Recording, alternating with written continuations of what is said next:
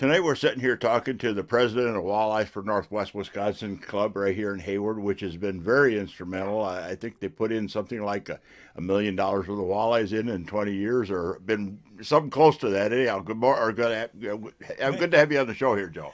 Good to have you too, John. Good to see you. It's our 22nd year for our ice event. I think we're about $750,000 worth of. Close enough. Yeah, we've done a lot. Along with, but that you also got to consider a lot of that too. Doesn't include the organizations that when we go to donate the money, they actually pitch in money too.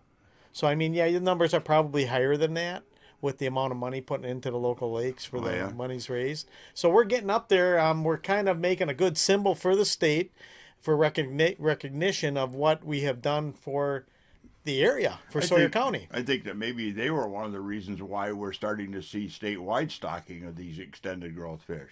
Yeah, we started that years ago. I think even before I became on board, I've been with the club myself for probably 10, 11 years at least.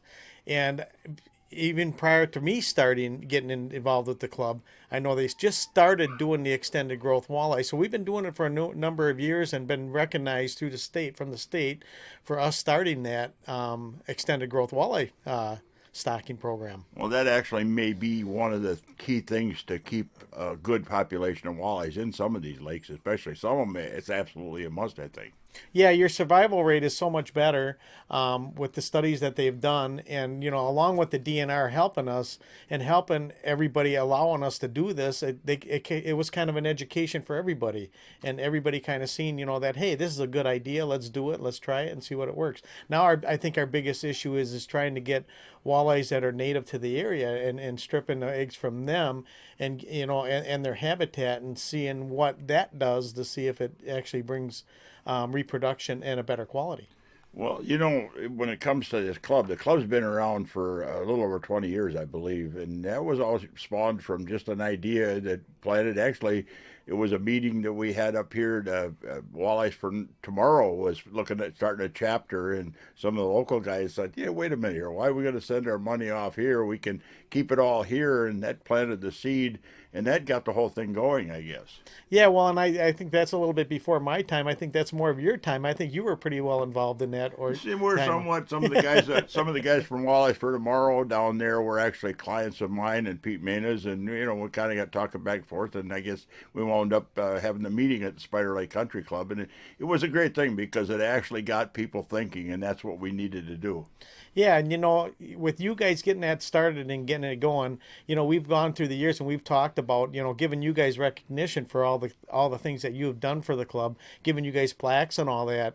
And we need the younger generation to get involved too. I've been 10 years into it, and to get other people involved, I want people to start learning how the president works and how the organization works, to keep it revolving and keep it going. You guys started a great thing. We're trying to, our younger generation that are involved right now are trying to keep the organization going, but we need that younger generation to get involved too. To start helping our club get better and bigger. And I've seen a lot of, in the last few years, it's starting to come together a little bit.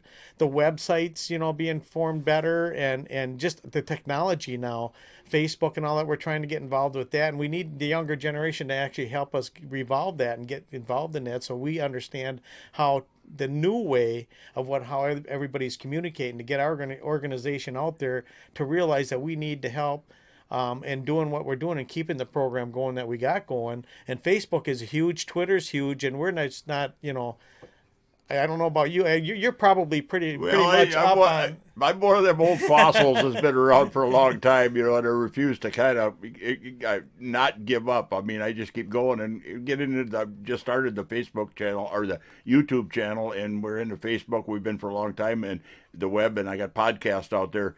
And I realize that, I might be a fossil and getting old out there, but we've got to get that interest up, and we've got to keep that up.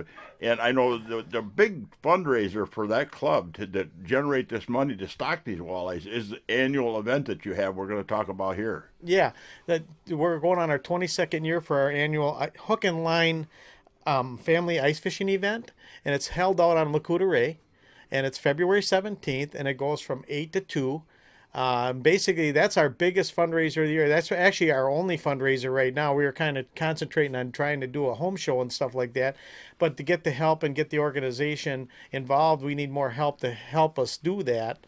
But right now, yeah, our big fundraiser, and we raise probably, I would say almost on our high point, probably $35,000 in one day. And that's really, really huge. Well, that's a family event, too. It's just got a lot of things for the kids and for the whole family out there. Yep. It's a family event. We want people to come out, enjoy the event. You know, you could be a young little youngster, 2 years old, and catch there really is no grand prize, but catch a big prize and be able to walk home with a nice tip up or a nice ice shack, a 2-3 man ice shack, or an augers. You know, there's just so much money that we have and raise. And Scope is actually one of our big. They've been for years, and we were talking about that even, and how long they've helped us with the organization and donating kids prizes for the event. And you know, I can't say enough about Scope. They do great for the whole community, do great for our club, and we've had them for years. And we're kind of concentrating on giving them a little recognition for all the stuff that they've done for the years, and we really appreciate it as an organization. And you know, they're up there on our list of saying, hey, thank you. Well, you know, if it wasn't for the groups and the organizations, we got Muskies Inc., we got the Bass Club in Hayward, we got the Walleyes for Northwest Wisconsin, Scope, the Hayward Riding Club, Gun Club. If it wasn't for the organizations, you know, and we just had an interview with Max Walter talking about that, and the DNR knows this. I mean, they know that it's come to a time and a point in time here where we have to have more people involved with management and doing things. Right. The club is growing. People are busier nowadays. They don't have the time to spend the time in these organizations and stuff like that. So you're finding a lot of few in between people that are actually help keeping the club going and keeping it organized. And we need more volunteers. You know, everybody's got it's a win-win situation for everybody. You know, to make our lakes the way they are, we need help from the DNR. We need help from all the small businesses in the area. We need all the organizations in the area, and not just for the Walleye Club. You know, you've got the Bass Club, like you were talking, and all these other clubs out there that do so much for the community that all these clubs need the help that, you know, to keep them going. Yeah. Well, you know, and this event we're talking about here that's coming up, it's a couple of weeks later than it has been in the past too, and I think a lot of that was because of ice and stuff. Yeah, we kind of wanted to try going later in the year. A lot of it was the weather. We were looking at, you know, we did this and we did it to where if we had the event when the weather was a little nicer, we think we would get a good turnout. And we tried that last year. We were actually fortunate for the first year, and I don't know, what do you say, John? Maybe 5 years that we've had we had above freezing, and we had a nice day, and people came out, and we had a real good turnout. The numbers were down years prior to that, and we were wondering why the numbers were down. And we kind of knew a little bit that a lot of it was the weather, and it showed out last year that actually I think we raised like $34,000, and it was one of our good years that we had. That it was actually the weather that actually promoted that, and people came out. You seen younger kids come out, people enjoying themselves, and it was just, you know, if you look at our website and all that, you'll see pictures of last year's event, and it was just a great event. People enjoyed it. No problems out there. Everybody just had a good time, and it was a family event. And it's not all about how many fish they bring in either, because you've got these huge raffles going on all the time, and you know, just raffle trip tickets. You buy tickets, and you can get a good chance of winning all kinds of really cool prizes. Yeah, we have prints, and we have, you know, like I say, shacks, augers.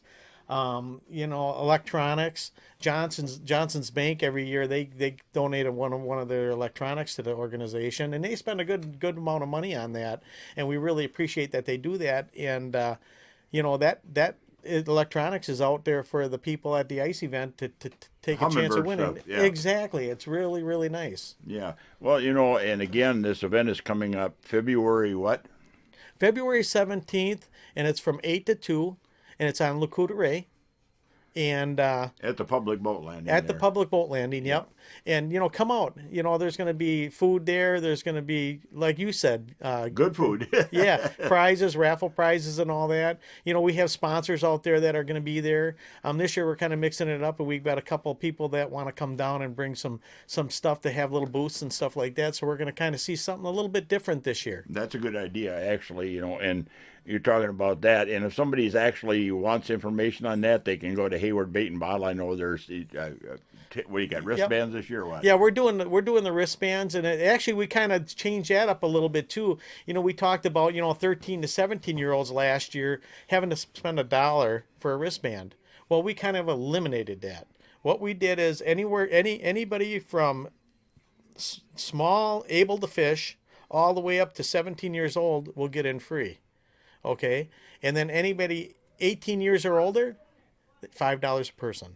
Wow. So we kind of kept it simple and kind of kept it straight to the point. And, if they want to donate money, they want to come in and say, hey, I'm 15 years old and I still want to give money because it's a good organization. They can do that. Right. But we're asking for a donation of $5 a person. And also, as long as we're talking about it, if somebody's interested in the area, they move to the area, or they want to be involved with the club, what's the information there? Yeah, you can get a hold of me. My number is area code 715-462-3559. Or you can also go down to Hayward Bait and Bottle. You can get a hold of Bobby down there. He runs the desk down there, and mention it to them that you're interested in being a member of the organization. Or go on to our website, Walleyes for Northwest Wisconsin, and punch on new member and contact us, and we can get a hold of you that way and leave your information. You're one of the many successful groups here in northern Wisconsin, in this area, especially Hayward area. We've got so many fine groups. We mentioned a lot of them before. One we didn't mention is all the property owners and the lake associations which get involved. You do work with them too. Absolutely. All the lake, there's so many people out there, and I hate to even, sometimes even get on the radio to even talk about it, because sometimes I feel like I forgot somebody, and forgive me if I have done that. I don't mean to do that. It's just there's so many people that, contribute and stuff like that, and it's really, really appreciated. The club really appreciates it. I talk about the Bass Association and all that, with Wayne. Wayne, he does a great job, and he helps out a lot. And I can't express all the help from all the clubs, Nelson Lake Alliance, Winter Lake Alliance. We just don't have enough time to give credit to everybody, because everybody's involved. That's one thing cool about this area. There's so much involvement. Well, again, that'll be February 17th, and the Family Ice Fishing Contest. Yep, it's our 22nd ice event, and, come down. It's from 8 o'clock to 2 o'clock. And, come down for refreshments, gifts, prizes. I should actually mention we're doing the early bundles again this year.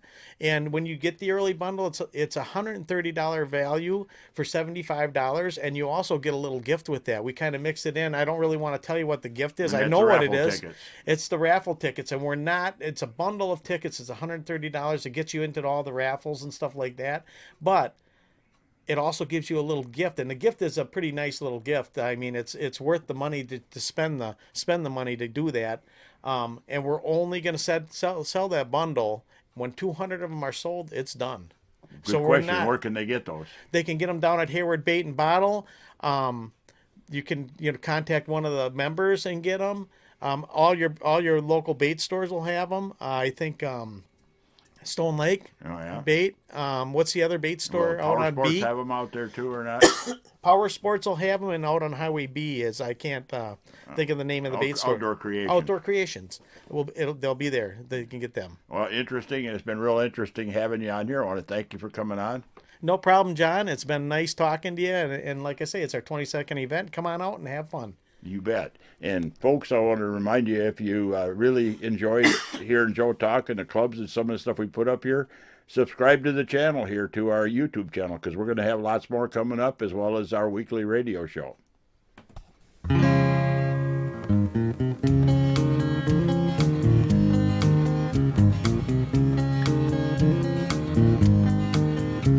I'm living in the north, 'cause that's where I want to be.